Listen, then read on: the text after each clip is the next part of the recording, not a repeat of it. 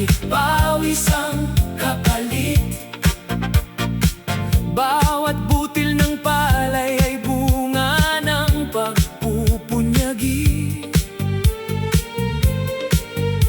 Tahimik mang namumuhay sa kabundukan,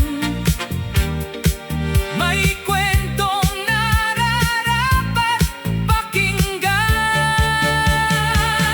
Huwag nating kalimutan ang kanilang pangalan,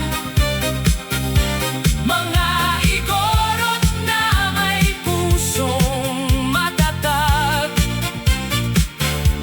Sa bawat tradisyong iniingatan, may kasaysayang hindi dapat iwan.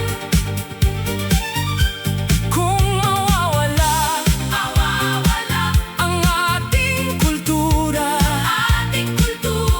saan hahanapin ang ating pinagmulan?